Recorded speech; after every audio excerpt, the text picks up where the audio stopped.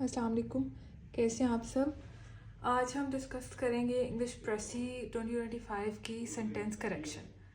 अच्छा, हमने देखा था कि प्रेसी के पेपर काफ़ी टफ आया था, तो उसकी सेंटेंस करेक्शन जब मैंने देखी है तो वो भी काफ़ी ज़्यादा टफ आई हुई है। लाइक एक सेंटेंस में एक दो चीज़ें नहीं, काफ़ी चीज़ें करेक्ट करने वाली थी।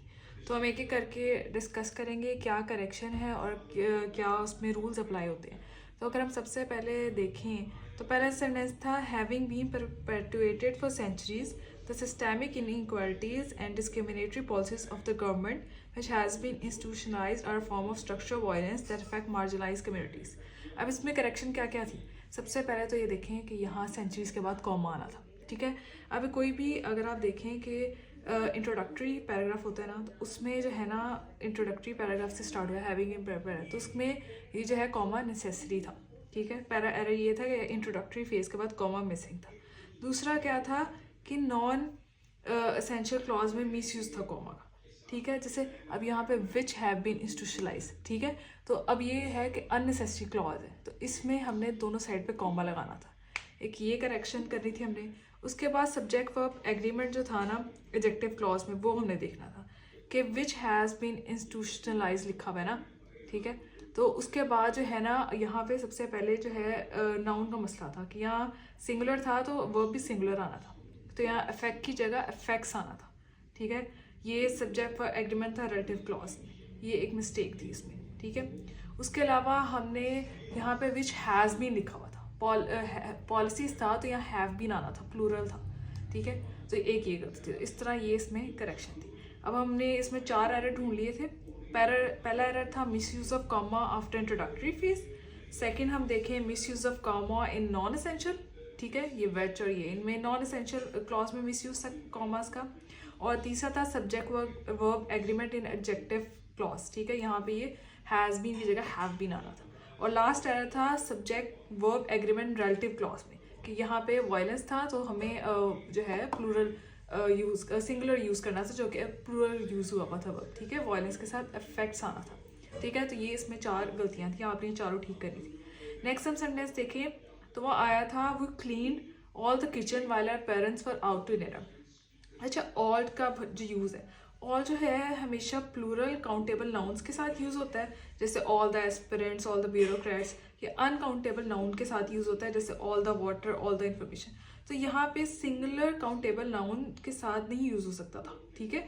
तो जैसे all the children were excited, ठीक है, ऑल द वाटर, ठीक है, जो कि अनकाउंटेबल नाउन है वो ठीक है, लेकिन और जो किचन है ना उसके साथ नहीं यूज़ हो सकता था, ठीक है, क्योंकि किचन सिंगुलर है। तो द होल किचन हम लिख सकते थे, we clean the whole kitchen या इंटायर किचन। तो ये इसमें मिस्टेक थी, इसमें ये वाली चीज़ हमने करेक्ट करनी थी। थर्ड सेंटेंस अगर हम देखें तो वो है if I am stressed out about something I tend to have problem to fall asleep. अच्छा, अब इसमें 2 गलतियाँ थी। सबसे पहले ये कि आप प्रॉब्लम जो है ना उसके साथ हमेशा, क्योंकि ये जो है काउंटेबल नाउन है तो उसके साथ ए या एन लगाते हैं, ठीक है। तो ए एन द, तो यहाँ पे आ आना था प्रॉब्लम से पहले, ठीक है। और दूसरी चीज़ के प्रॉब्लम के बाद टू नहीं लगाते, ठीक है। टू और वर्ब यूज़ नहीं होता प्रॉब्लम के बाद। इसके बाद problem is followed by Geraint यानी आईएनजी वाली फॉर्म। तो प्रॉब्लम के बाद टू की बजाय आना था प्रॉब्लम फॉलिंग अस्लीप। या आ सकता था if I am stressed about something I have a problem falling asleep, यानी आ प्रॉब्लम से पहले आ और फॉलिंग अस्लीप यानी जेरेंट यूज़ होना था। तो ये 2 चीज़ें इसमें ठीक करनी थी, ये 2 करेक्शंस करनी थी सेंटेंस में। अब अगर हम 4th सेंटेंस देखें तो वो था if I will be in Lahore I will contact to you. तो इसका क्या था, if I am in Lahore I will contact you. क्यों? 2 गलतियाँ इसमें। जो विल है ना वो नहीं आना। इफ़ कंडीशनल सेंटेंस में जब हम देखें जो इफ़ वाला क्लॉज होता है ना, तो उसमें हम प्रेजेंट यूज़ करते हैं, प्रेजेंट डेफिनेट, और अगले वाले में हम विल के साथ वर्ब यूज़ करते हैं, ठीक है। तो यहाँ पर प्रेजेंट इफ़ आई विल नहीं, इफ़ आई एम लाहौर आना था। दूसरा ये है कॉन्टैक्ट के बाद टू यूज़ नहीं होता क्योंकि वो ट्रांसटिव वर्ब है, ठीक है, वो डायरेक्ट जो है वो ऑब्जेक्ट ले लेता है। तो यहाँ पे टू नहीं आना था, सिंपल आना था I will contact you. Next हम देखें तो है the cultural globalisation. It is a phenomenon that has been driven by technological advancement and economic integration is a threat to local cultures। अब इसमें 2 मिस्टेक्स हैं। सबसे पहले जो है कल्चरल ग्लोबलाइजेशन से पहले जो है ना द नहीं आना, क्योंकि कल्चरल ग्लोबलाइजेशन जो है ना इस तरह के जो नाउन होते हैं उनसे पहले दा नहीं आता, जैसे एजुकेशन वगैरह ये सब कुछ है ना, अनलेस कोई स्पेसिफिक कल्चर ग्लोबलाइजेशन ना हो तो यहाँ उससे पहले हम दा यूज़ नहीं करते, तो सिंपल कल्चर ग्लोबलाइजेशन आना था।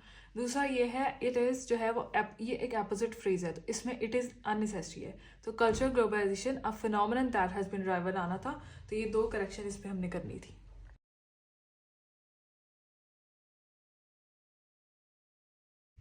नेक्स्ट हम देखें तो ये है the impact of cyber technology on modern society is being studied by researchers who has found that it has both positive and negative effects. अब इसमें एक ही गलती है कि ये जो हैज़ की जगह हैव है, क्योंकि यहाँ हम रिसर्चर्स की बात करें, प्लूरल बात करें, तो रिसर्चर्स के साथ हैज़ नहीं हैव है। तो बेसिकली इसमें एक ही गलती है सब्जेक्ट वर्ब एग्रीमेंट की रिलेटिव क्लॉज के साथ, और हमने एक ही चीज़ करेक्ट करनी है इसमें।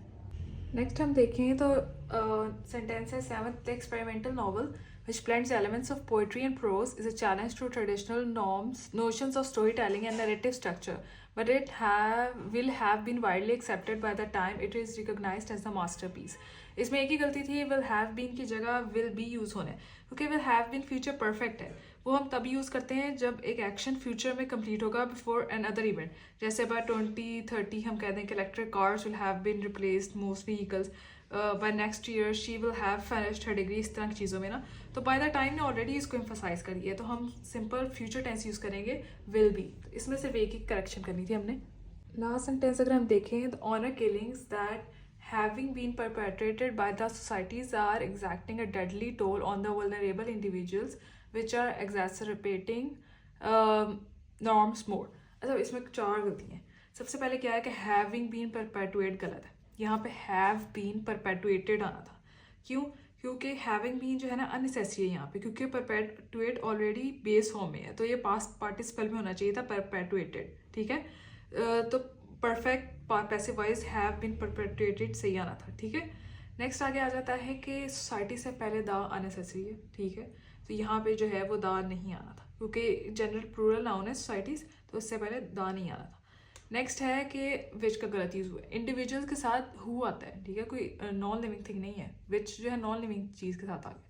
उसके बाद जो है ये नॉर्म्स और नॉर्म्स, और ये ऑलरेडी इतना उसको किया हुआ, उसके साथ मोर नहीं, उसके साथ फर्दर आना था, क्योंकि ये जो है ना ऑकवर्ड फेज बन जाता है, ठीक है, क्योंकि एक्सक्रूशिएटिंग ऑलरेडी स्पेयर है, ठीक है। तो इसके साथ आप लोग जो है मज़ीद मोर नहीं लगा सकते, आप फर्दर लगा सकते हैं, ठीक है, तो यहाँ पे मोर की जगह फर्दर आना था। तो ये हमने कर लिया है 2025 CSS प्रेसी की करेक्शन।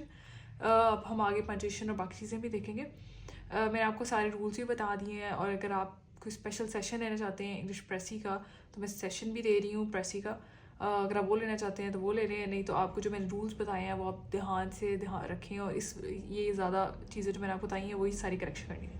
अच्छा थी काफ़ी टफ करेक्शन, क्योंकि अगर आपको रूल्स आते हैं तो टफ नहीं थी, लेकिन अगर आप एक आधी गलती देख के छोड़ दें और गौर ना करें तो 3-4 गलतियाँ थी सेंटेंसेस में काफ़ी में, तो ये चीज़ आपने गौर करनी थी। बाकी ये है कि हम आगे और डिस्कस करेंगे। आप इसको लाइक करें, शेयर करें और सब्सक्राइब करें, और कोई और चीज़ जो आप पढ़ना चाहते हैं आप रिक्वेस्ट भी कर सकते हैं कमेंट सेक्शन में, हम वो भी पढ़ लेंगे। तब तक के लिए अल्लाह हाफिज़।